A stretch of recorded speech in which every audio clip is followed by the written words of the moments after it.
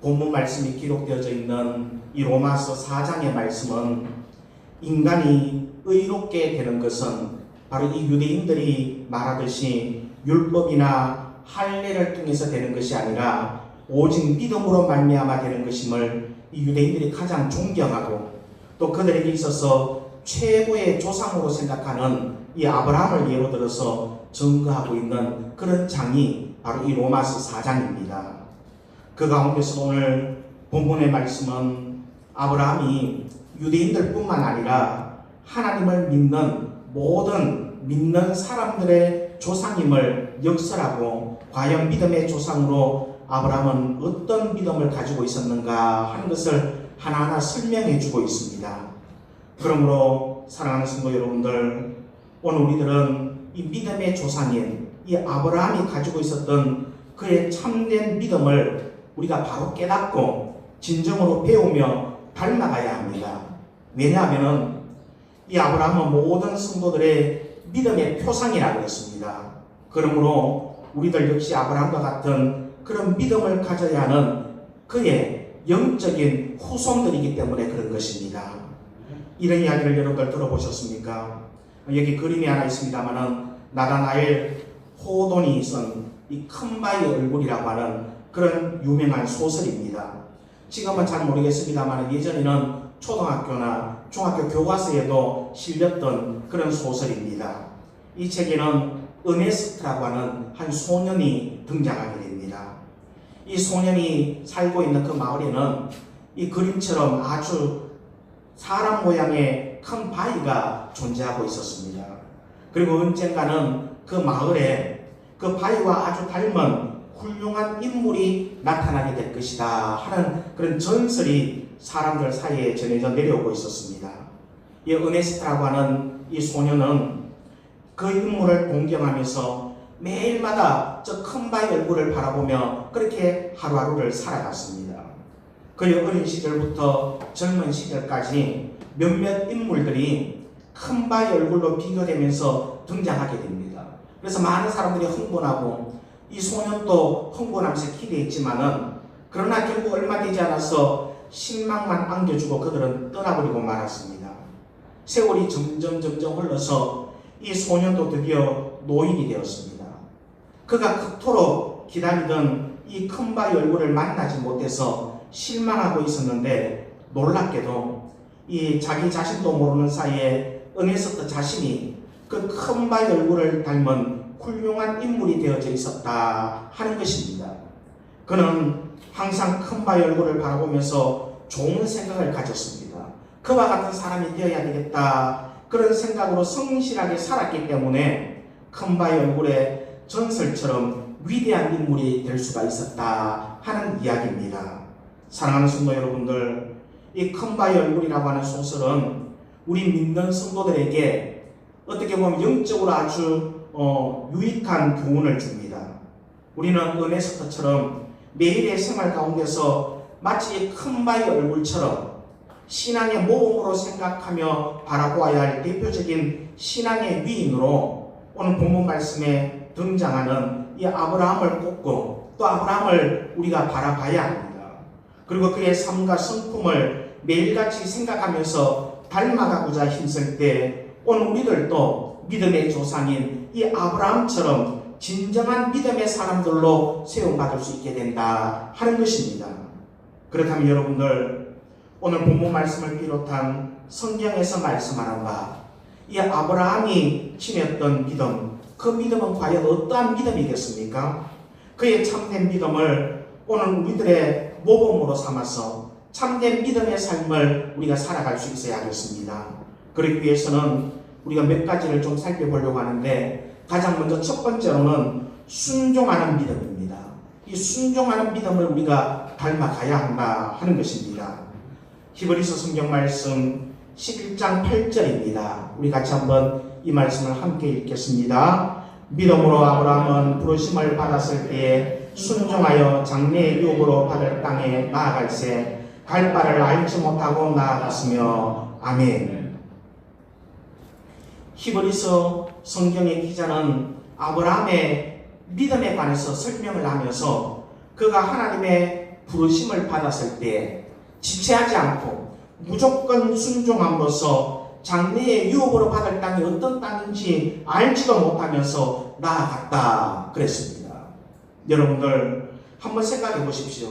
지금 우리의 현실이 아니라 수천 년 전에 그때 고대 세계는 지금처럼 이 여행객을 법으로 보호해 주던 그런 세계였습니까? 그렇지 않습니다. 무력으로 다른 사람의 재산도 빼앗고 심지어는 생명까지도 빼앗을 수 있는, 그래서 무법의 시대였다 하는 사실을 우리가 먼저 기억해야 합니다. 창세기 성경 말씀 12장 11절에서 13절까지 말씀이 또 여기 나와 있습니다. 같이 한번 더 이 말씀을 함께 읽습니다. 그가 애굽에 가까이 이르렀을 때에 그의 아내 사레에게 말하되 내가 알기에 그대는 아름다운 여인이라 애굽 사람이 그대를 볼 때에 이르기를 이는 그의 아내라 하여 나는 죽이고 그대는 살리리니 원하는데 그대는 나의 누이라 하라. 그러면 내가 그대로 말미암아 안전하고 내 목숨이 그대로 말미암아 보존되리라 하니라. 아멘. 그 당시 애굽이라고 하는 나라는 그래도 강대국에 속하고 어느 정도 정치 체계도 좀 잡혀있는 그런 나라였습니다. 그럼에도 불구하고 그 나라가 얼마나 혼잡하고 두려운 그런 땅이었는가 하는 것을 이 말씀을 통해서 알 수 있습니다. 이 말씀은 이 가나안 땅에 거하던 아브라함이 기근을 만납니다. 기근을 만나서 이 기근을 잠시라도 좀 피하기 위해서 애굽으로 내려갔을 때 그때 그가 취했던 그런 반응들, 내용들을 기록하고 있는 부분입니다. 이 아브라함의 아내 사라가 너무 아름다웠기 때문에 이 애굽 사람들이 보고는 자기를 죽이고 아내를 취할까 두려워했습니다.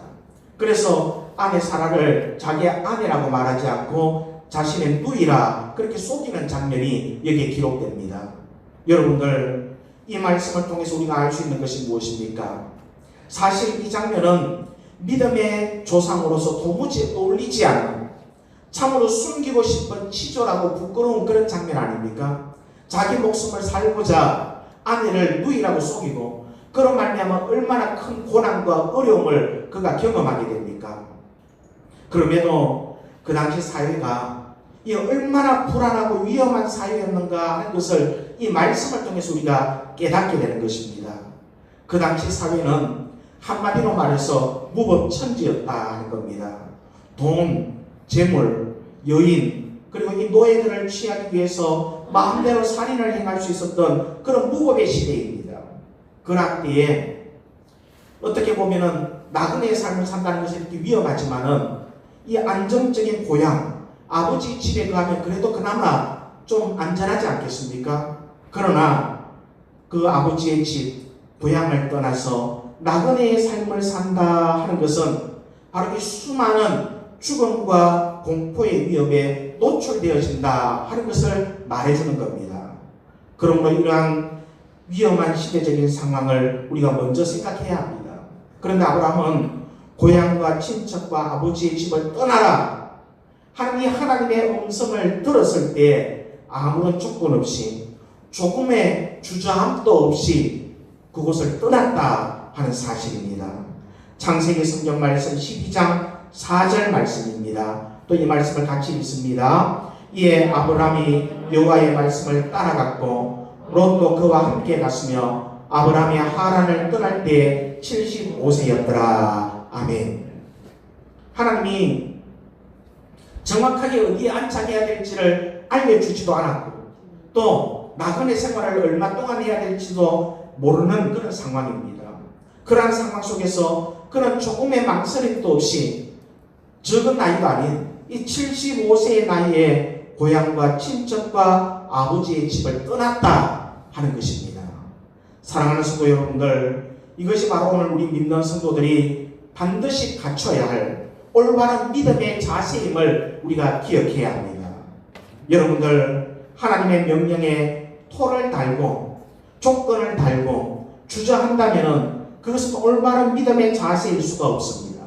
설사 오늘 우리들을 죽음의 자리로 내모는 듯한 그런 명령의 말씀이라 할지라도 말없이 순종하는 것, 그것이 하나님의 절대적인 능력을 온전히 신뢰하는 참된 믿음이라 말할 수 있는 것입니다.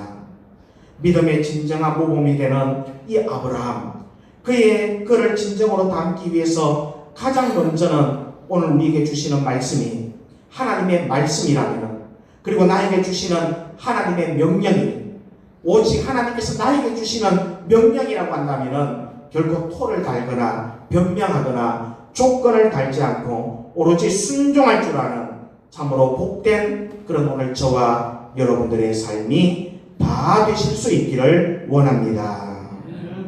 두 번째로는 의심하지 않는 믿음을 닮아가야 합니다.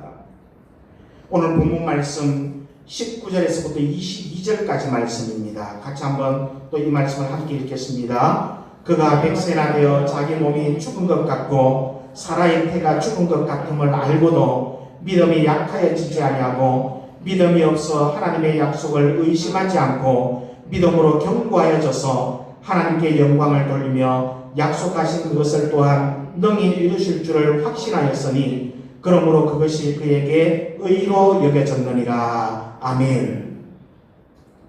사도 바울은 오늘 이 말씀에서 아브라함의 나이가 100세가 되었습니다. 이 100세라고 하는 나이가 되어서 이제는 더 이상 생식 능력도 없고 또 그의 아내 사라도 어떻습니까? 태의 문이 닫혔습니다.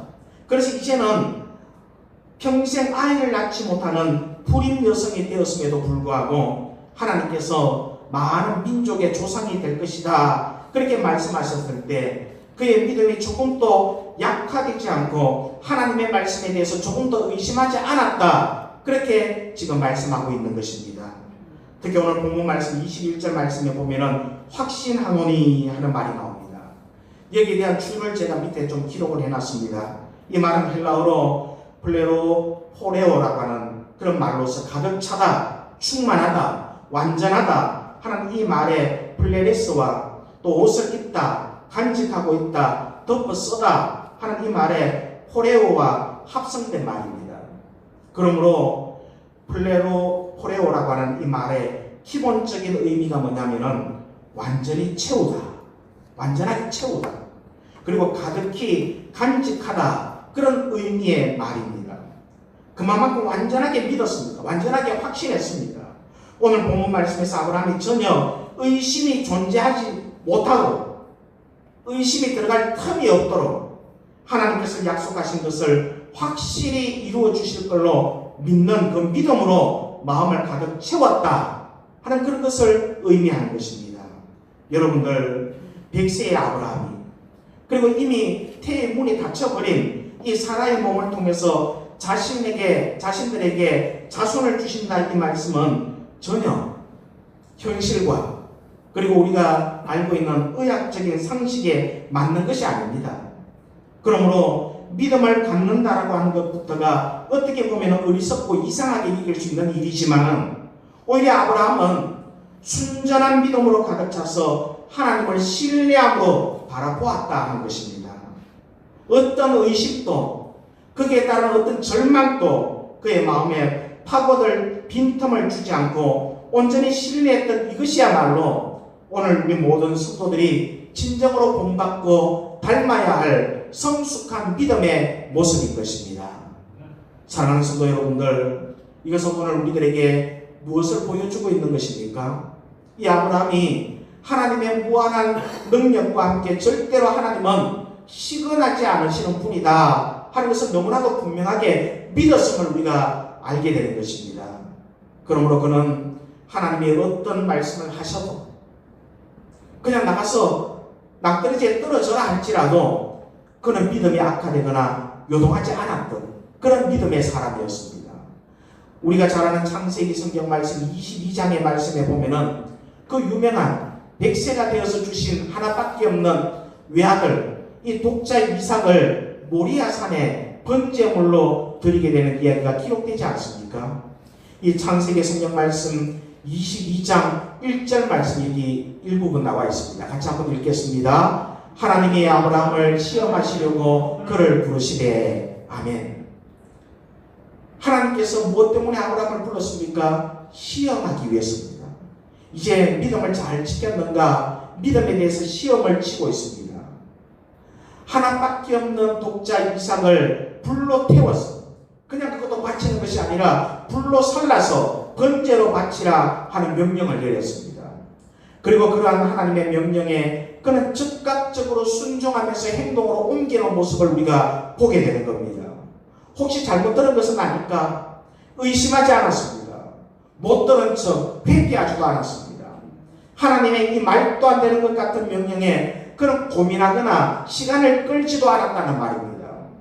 창세기 성경 말씀 22장 3절 말씀을 또 보십시오. 어떻게 기록합니까? 같이 한번 또 이 말씀을 읽습니다. 아브라함이 아침에 일찍 일어나 나귀의 안장을 지우고 두 종과 그의 아들 이삭을 데리고 번제에 쓸 나무를 쪼개어 가지고 떠나 하나님이 자기에게 일러주신 곳으로 가더니 아멘. 여기 보면 어떤 말씀이 나옵니까? 그는 하나님이 불합리한 이 명령 같아도 조금도 토를 달지 않았습니다. 조금도 의심하지 않았음을 우리가 보게 됩니다. 그는 명령의 말씀을 듣고는 며칠 동안 고민한 흔적도 없습니다. 아브라함은 하나님의 명령을 받고 난 다음에 이른 아침, 그 다음날 아침에 순종했습니다. 모리아 산으로 즉각적으로 떠나는 그 모습을 보게 되는 것입니다. 전적인 순종을 행함으로 말미암아 믿음의 조상이라고 하는 인정을 그가 받게 되었습니다. 사랑하는 성도 여러분들, 오늘 여러분들에게는 이 아브라함과 같은 이런 믿음이 있습니까? 이런 믿음이 오늘 우리 입성교회 믿음의 성도들에게 반드시 있어져야 합니다.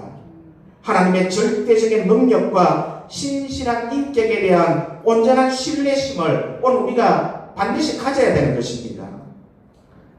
민수기 성경 말씀 23장 19절 말씀입니다. 우리 같이 한번 또 이 말씀을 함께 읽겠습니다. 하나님은 사람이 아니시니 거짓말을 하지 않으시고 인생이 아니시니 후회가 없으시도다. 어찌 그 말씀하신 말을 행하지 않으시며 하신 말씀을 실행하지 않으시랴. 아멘. 여러분들 그렇습니다. 이 말씀 속에서 어떻게 하나님을 말씀합니까? 하나님은 결코 거짓말을 하지 않는 분이다 그랬습니다. 말씀하신 말을 행하지 않으심이 없으신 분이다 그랬습니다. 그러므로 하나님의 기록된 말씀, 선포되는 말씀에 대해서 결코 의심해서는 안 됩니다. 바라기는 믿음의 조상인 이 아브라함은 그 어떠한 경우에서도 의심하지 않는 굳건한 믿음을 가졌던 믿음의 사람이라고 하는 것을 우리가 기억해야 합니다. 그러므로 오늘 우리들도 이 아브라함의 그 믿음을 본받아서 조금의 의심함도 없는 진정한 믿음으로 남은 생애를 살아가는 그런 참으로 복된 오늘 저와 여러분들의 삶이 다 되실 수 있기를 원합니다. 세 번째로는 부활 소망을 가진 믿음을 또한 우리가 닮아가야 합니다. 여러분들 성경 말씀 오늘 읽은 말씀을 보셨습니까? 이 말씀을 가만히 읽어보면은 참 놀랍게도 바울은 아브라함의 믿음을 부활을 소망하는 믿음으로 소개하고 있음을 봅니다. 오늘 본문 말씀 이 17절 말씀을 한번 보십시오. 같이 다시 한번 이 말씀을 읽습니다. 기록된 바 내가 너를 많은 민족의 조상으로 세웠다 하신과 같으니 그가 맡은 믿은 바 하나님은 죽은 자를 살리시며 없는 것을 있는 것으로 부르시는 이시니라. 아멘. 여기 보면 어떻게 기록합니까? 하나님은 죽은 자를 살리시며 그렇게 말씀합니다. 그리고 이러한 증거는 놀랍게도 이 히브리서 기자와 정확하게 일치됩니다. 히브리서 11장 19절 말씀이 또 여기 나와 있습니다. 우리 같이 또 이 말씀을 함께 읽겠습니다. 그가 하나님이 능히 이삭을 죽은 자 가운데서 다시 살리실 줄로 생각한지라 비유컨대 그를 죽은 자 가운데서 도로 받은 것이니라. 아멘. 여러분들 여기도 보십시오. 여기도 보면은 이삭을 죽은 자 가운데서 다시 살리시며 그렇게 말씀합니다.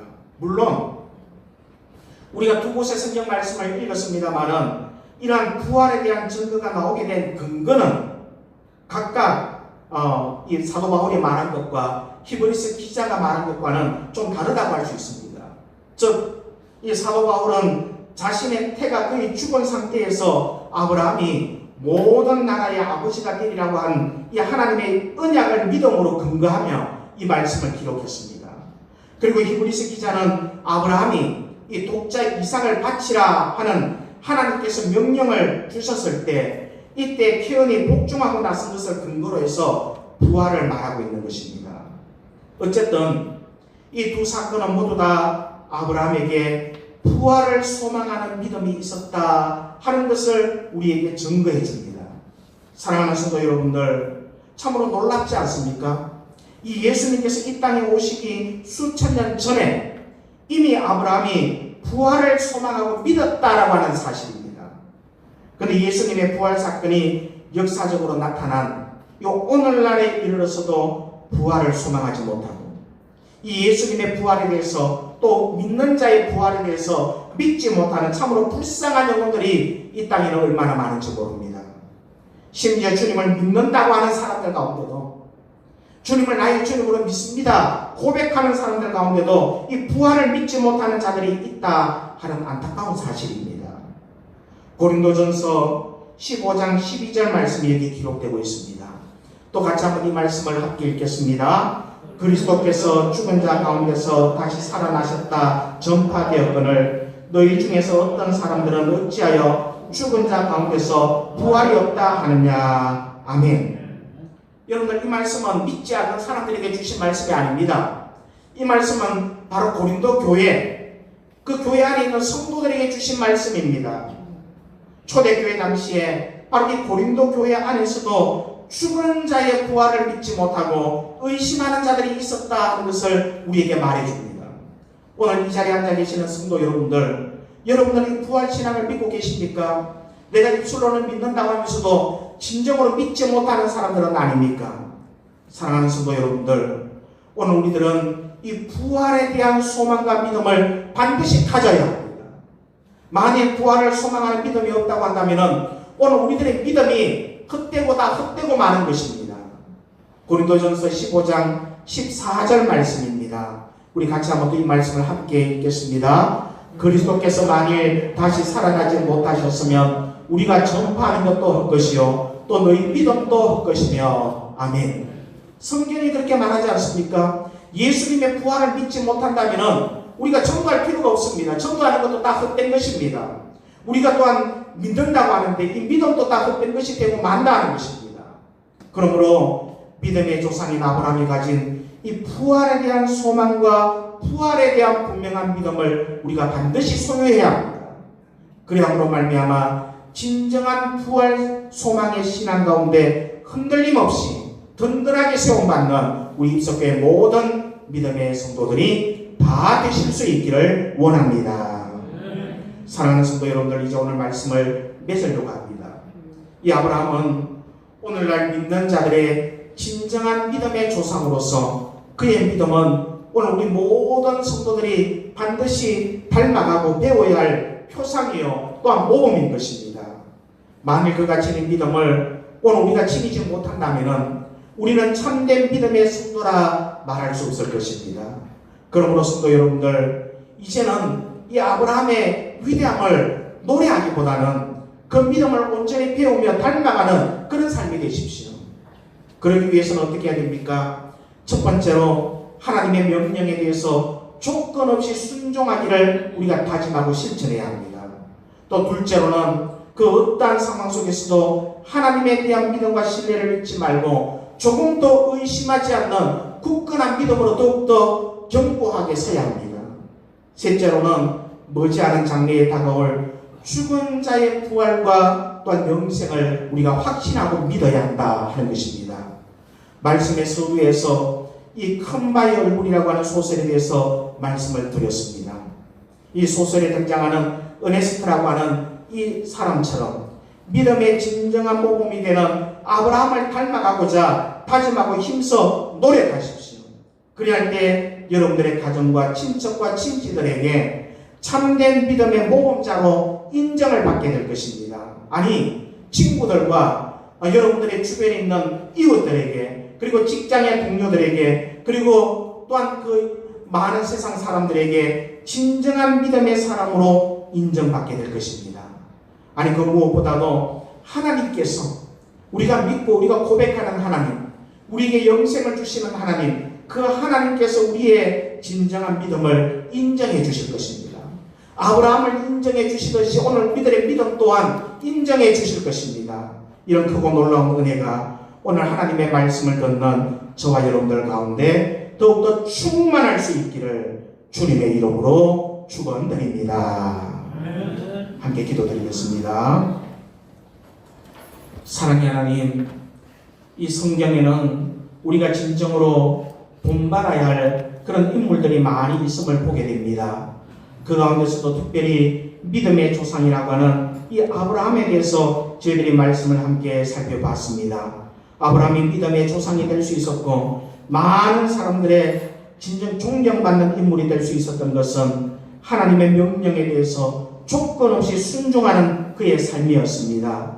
어떠한 상황 속에서도 하나님께 대한 믿음과 신뢰를 잊어버리지 않고 조금 더 의심하지 않는 굳건한 믿음이었음을 저희들이 기억합니다. 또한 부활신앙이었음을 또한 깨닫습니다. 머지않은 장래에 다가올 죽은 자의 부활과 영생을 분명히 확신하고 믿는 그 믿음을 닮아가는 저희들이 다 되어서 이 세상 사람들에게도 인정받고 하나님께도 우리가 인정받을 수 있는 큰 믿음을 가지고 나아가는 우리 모든 성도들 되게 하여 주시기를 원합니다. 감사드리며 예수님의 이름으로 기도드리옵나이다. 아멘.